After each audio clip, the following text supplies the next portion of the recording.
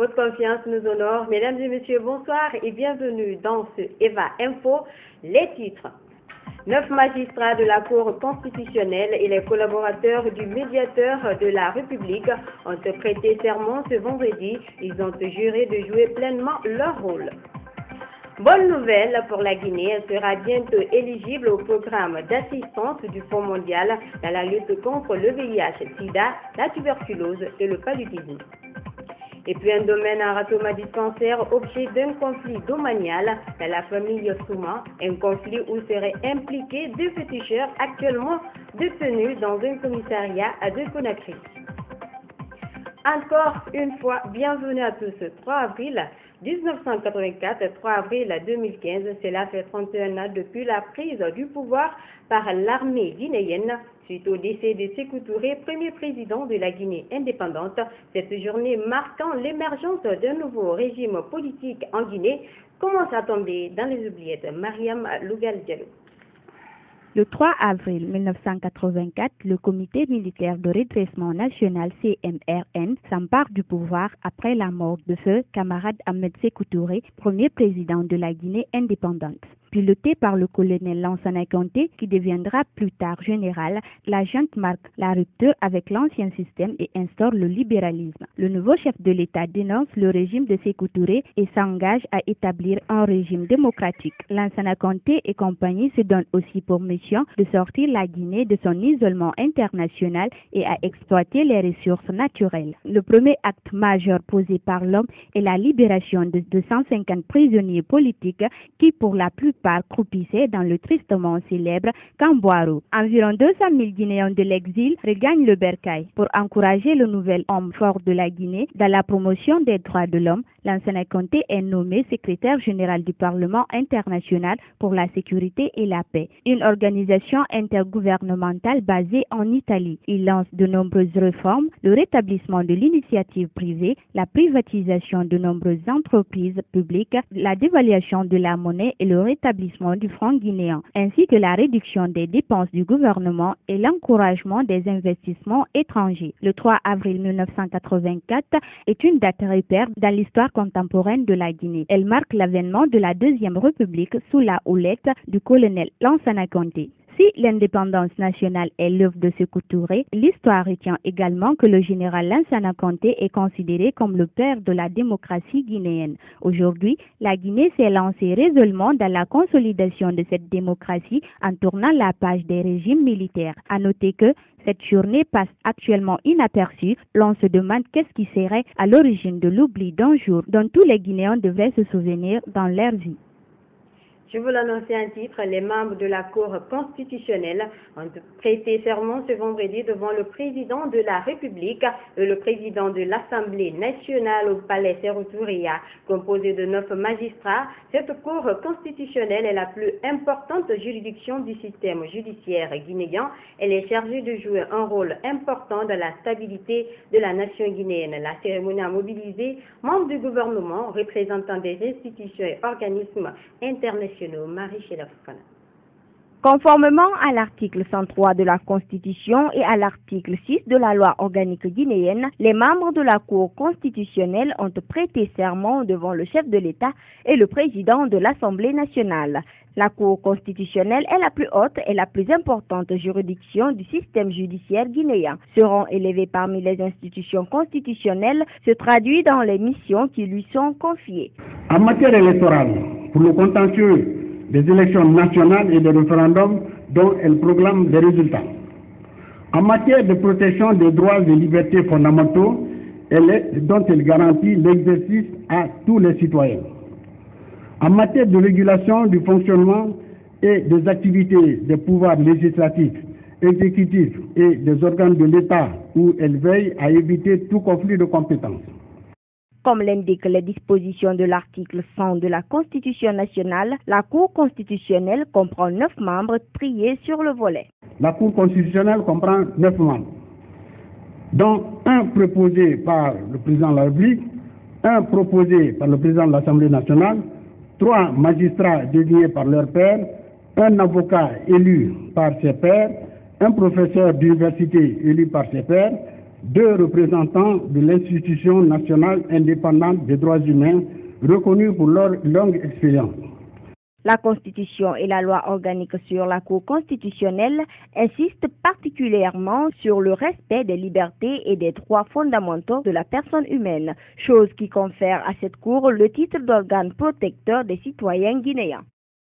En tant que juridiction supérieure de régulation du fonctionnement et des activités des pouvoirs législatifs, exécutifs et des autres organes de l'État, la Cour constitutionnelle est appelée à jouer un rôle capital, indispensable à la cohésion et à la stabilité de la nation guinéenne. Je les exhorte aussi que dans l'exercice de leurs fonctions, ils fassent preuve de dévouement, de loyauté envers le peuple guinéen au nom duquel ils jugent, et surtout de probité, d'impartialité et de rigueur envers les justiciables dans le dossier de son soumis. Cette prestation de serment parachève le processus d'installation des institutions constitutionnelles dont l'INDH, l'ARAC et le médiateur de la République. Il ne reste plus que la Cour des comptes. Justement, par rapport à cette prestation de serment des membres de la Cour constitutionnelle, le ministre de la Justice a donné des précisions sur les conditions dans lesquelles un citoyen peut saisir cette Cour. L'ambassadeur de France en Guinée est lui aussi revenu sur l'apport de son pays à la Cour constitutionnelle, surtout en cette année électorale. Marie-Sheila Fofana. On est un pays où il y a beaucoup de soubresauts sur tous les plans, sur le plan judiciaire, sur le plan constitutionnel, sur le plan politique. Donc les acteurs politiques peuvent saisir la Cour constitutionnelle dès lors qu'il y a une hésitation, il y a une contestation sur les éléments substantiels touchant la vie de la nation. La Cour pourra non seulement donner ce qu'on appelle des arrêts, mais peut donner aussi des avis. Et en termes d'avis, c'est important aussi. Au niveau de l'armée, au niveau des partis politiques, au niveau des citoyens, mais sous forme associative aussi. Parce qu'on ne peut pas saisir la Cour n'importe comment. La loi prévoit le mode de saisine qui est assez carré et tout. Donc mon rôle en tant que ministre de la Justice, c'est de sortir une vulgate là-dessus, qu'on va faire dans les semaines à venir, quand la Cour va avoir son siège, pour expliquer comment on peut saisir cette Cour, même pour des questions d'avis, des questions de liberté publique par exemple. 2015, année électorale, il va y avoir du pain sur la planche pour les 9 membres de la toute récente Cour constitutionnelle. Je voulais vous informer à cet égard que nous, côté français, où on a une longue expérience en matière de droit constitutionnel, nous allons participer à la formation des membres de la Cour constitutionnelle pour qu'ils soient au top niveau, comme on dit, en matière de contentieux électoral. D'une prestation à une autre, les collaborateurs du médiateur de la République se sont engagés ce vendredi à Conakry à accomplir leur mission dans l'intérêt supérieur de la nation et en toute impartialité. Nadi Camara, Idiatou Diallo. Après la prestation de serment du médiateur de la République le 18 mars dernier, c'est le tour de ses collaborateurs de le faire ce vendredi dans la salle d'audience de la Cour d'appel de Conakry. Ces nouveaux collaborateurs du médiateur de la République ont une mission qui leur est assignée dans l'exercice de leurs fonctions. L'acte de prestation de serment vous oblige alors à l'impartialité, à l'intégrité, car la médiation implique la confiance de toutes les parties au médiateur. Vous aurez donc à votre disposition l'objectivité, l'impartialité, la prudence, le courage d'esprit et la tempérance qui doivent vous guider tout le temps dans l'exercice de vos fonctions respectives. Ces nouveaux compagnons de Fassine Touré se disent satisfaits après leur prestation de serment. C'est des sentiments de bonheur aujourd'hui. Nous sommes très heureux, nous sommes très fiers de pouvoir accomplir, de pouvoir commencer à travailler finalement. Parce qu'on était handicapés, parce que le médiateur n'avait pas prêté encore serment. Et comme il est dit dans la Constitution, dans la loi 004, qui nous régit, qu'après le médiateur qu'il ait prêté serment, qu'il faut que ses collaborateurs prêtent également serment. C'est ce que nous avons fait aujourd'hui. Le sentiment d'avoir désormais à accomplir une mission d'une haute importance. Une haute importance qui s'attache à une mission qui nous amènera à connaître les réclamations que des citoyens pourraient faire à l'endroit de l'administration dans des situations qu'ils estimeraient être en leur défaveur au regard du respect de la loi. Les collaborateurs du médiateur de la République ont déjà une vision sur les grands chantiers qui les attendent dans leur mission. Il faut qu'on fasse connaître l'institution, d'une part. D'autre part, le médiateur de la République doit a un vaste champ d'action. Nous devons avoir des représentants dans tous les départements ministériels, avoir des représentants dans les préfectures, dans les sous-préfectures et même dans les districts. Donc ça, c'est une tâche colossale parce que le médiateur de la République peut régler par la médiation. Ce n'est pas par la justice que nous réglons les problèmes, c'est par la médiation que nous réglons les problèmes. Dans les prochains jours, le médiateur de la République procédera à l'installation de ses représentants dans les différents départements ministériels et dans les 33 préfectures du pays. Autre titre de cette édition, bientôt, la Guinée sera éligible au programme d'assistance du Fonds mondial dans la lutte contre le VIH-Sida, la tuberculose et le paludisme. Cela grâce à la validation du rapport établi par le comité ad hoc pour l'élaboration de la liste des membres du nouveau comité de l'instance de coordination nationale de lutte contre ces 3 maladies. Cette validation du nouveau comité de l'instance de coordination nationale de lutte contre la tuberculose, le VIH et le paludisme en Guinée constitue un bon élan pour l'éligibilité de la Guinée au programme du Fonds mondial. C'est vrai que ça a été un processus de longue haleine. L'ICN Guinée, c'est comme un grand albatros maintenant qui prend son envol. Dans les jours à venir, le CCM va être vraiment éligible et pouvoir recevoir convenablement les fonds du Fonds mondial. Cette initiative vise à faciliter à la Guinée de bénéficier de l'aide qu'octroie le Fonds mondial au pays dans la lutte contre ces 3 maladies. La réalisation de ce travail n'était pas aisée. Concrètement, ça n'a pas été une tâche facile. Et ça n'a pas été facile parce que il fallait que tout le monde ait la même chance. Il fallait que les règles démocratiques soient respectées. On recherchait aussi la qualité des personnes représentatives et des personnes jouissant d'une légitimité. Mais ce qui est important, les critères de désignation ont été respectés.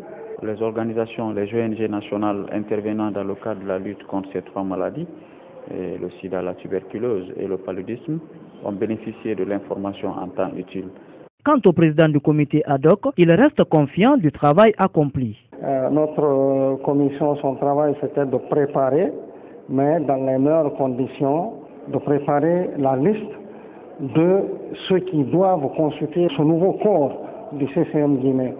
Aujourd'hui, nous sommes en train de faire en sorte que tous les TDR définis par justement le Fonds mondial soient respectés au niveau de notre pays pour que la Guinée profite à juste titre de sa quote-part finalement de ce Fonds mondial qui est là pour nous aider à résoudre les problèmes qui sont liés à ces 3 maladies. Pour l'instant, le comité s'attelle à la politique de gestion des conflits d'intérêts et l'évaluation du manuel de procédure pour que la Guinée bénéficie enfin de ce programme.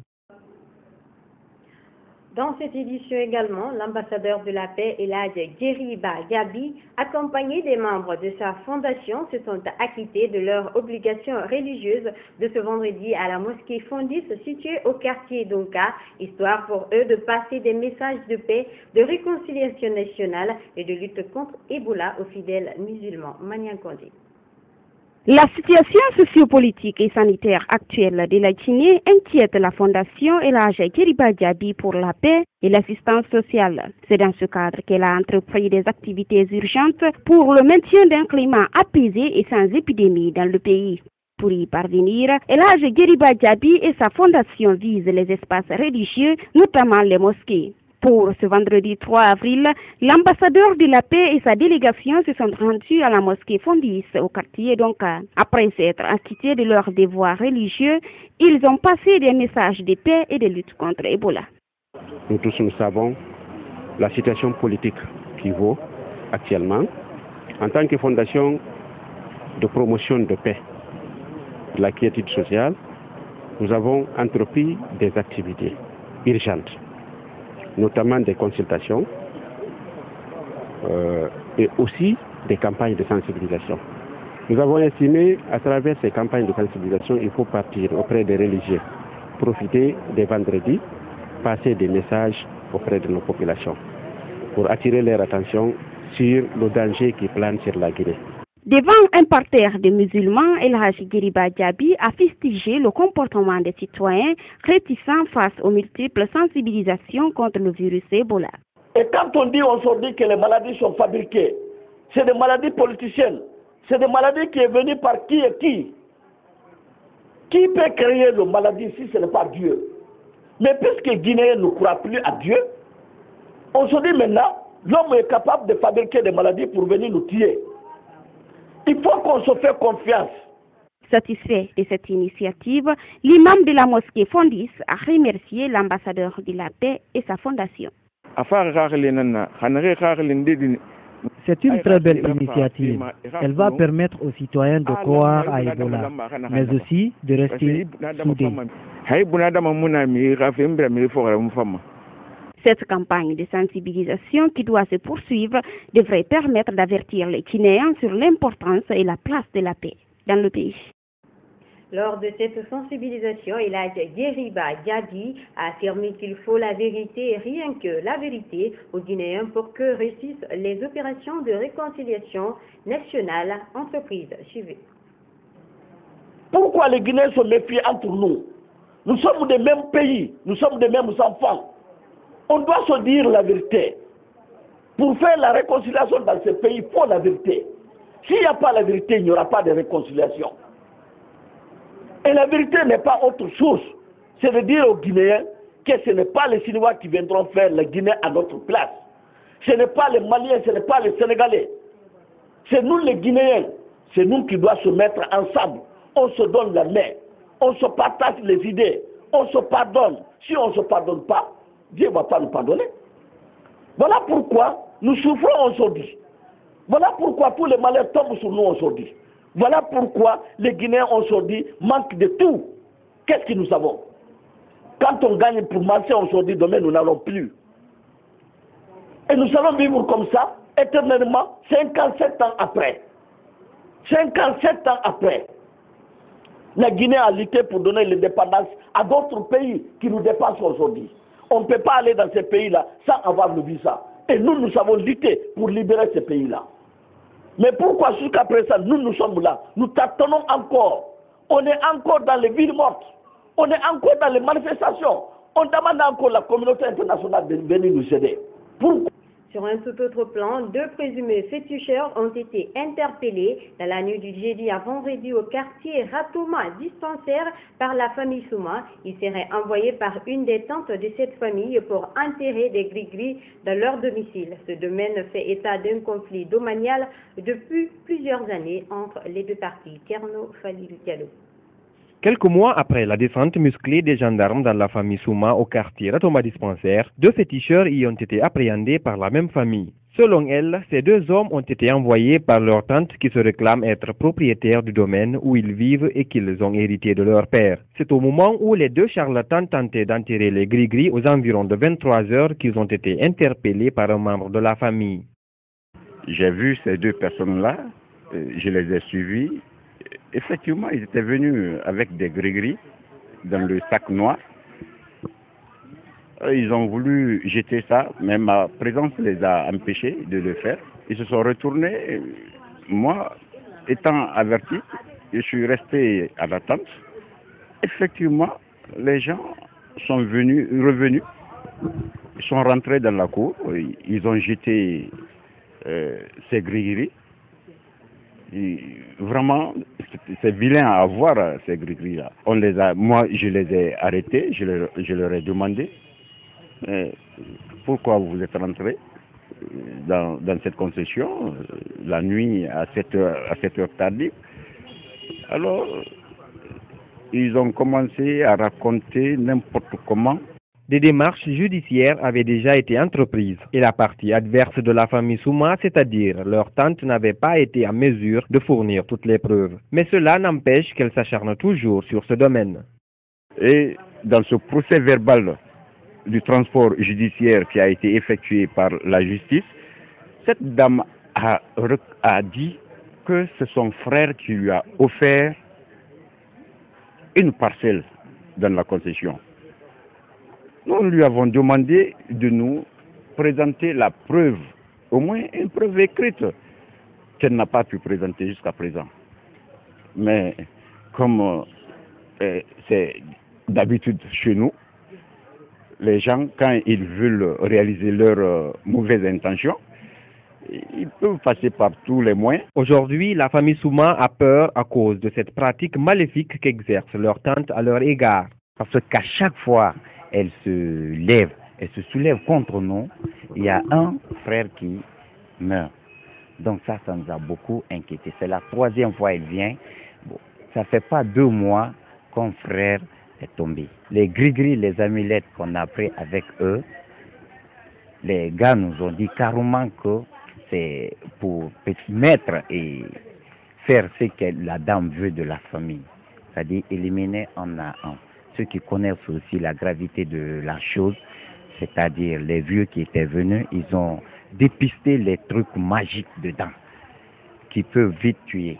Les 2 féticheurs ont été conduits ce vendredi au commissariat de police du marché de Taouia, où ils sont sous les barreaux en attendant l'ouverture d'une enquête. Avec l'utilisation flagrante de la magie noire, les conflits domaniaux à Conakry prennent une tournure dangereuse, une réalité qui devrait donc interpeller les autorités.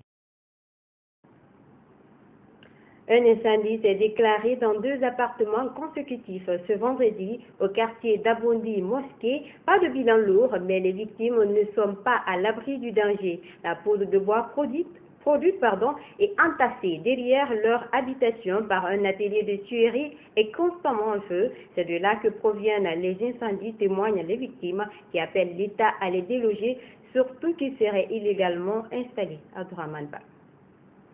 Dans les 2 appartements touchés par les flammes, les dégâts sont moins importants. L'incendie a été vite maîtrisé par l'aide du bon voisinage, surtout par les sapeurs-pompiers qui sont intervenus au bon moment. Mais dans le 2e appartement, la victime regrette la perte de certains de ses documents. Bon, il n'y a pas de choses qui sont brûlés, mais c'est les documents, tout ça là, qui ont été noyés par l'eau, et les tapis autour là qui sont déchirés, trempés. Les tôles sont déjà, vous-même vous avez constaté en haut, sont partis en l'air. Le mur déjà fumé, noirci. Les flammes qui ont causé cet incendie proviendraient de la poudre de bois produite par un atelier de scierie dont les titeurs seraient illégalement installés à côté de leur habitation. L'endroit est pollué par cette scierie, en plus du bruit des machines qu'elle cause, témoignent les victimes. La nuit, quand il commence à scier, on n'arrive pas à dormir, le bruit est là. Deuxièmement, la poussière de bois. Vous imaginez un peu le bois en poussière, ce qu'on inhale à la longueur de journée ici.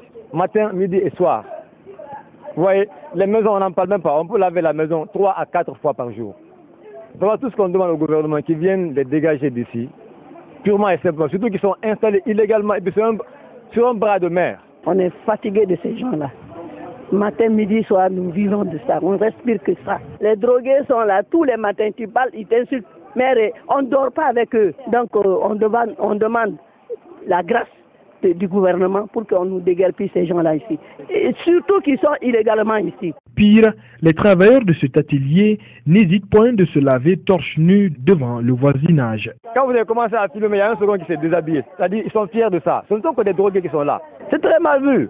Vous voyez une petite fille qui est en train de grandir comme ça comment on appelle ça? Oui, devant des gens comme ça. Non seulement, même dans le quartier, vous pouvez voir devant la cour la nuit, même devant la cour des gens, ils n'ont pas honte, ils n'ont pas cette peur-là. Ils peuvent fumer la bœuf devant les gens ici. En attendant que des mesures ne soient prises pour les déguerpir, les victimes s'organisent pour se remettre de ce drame.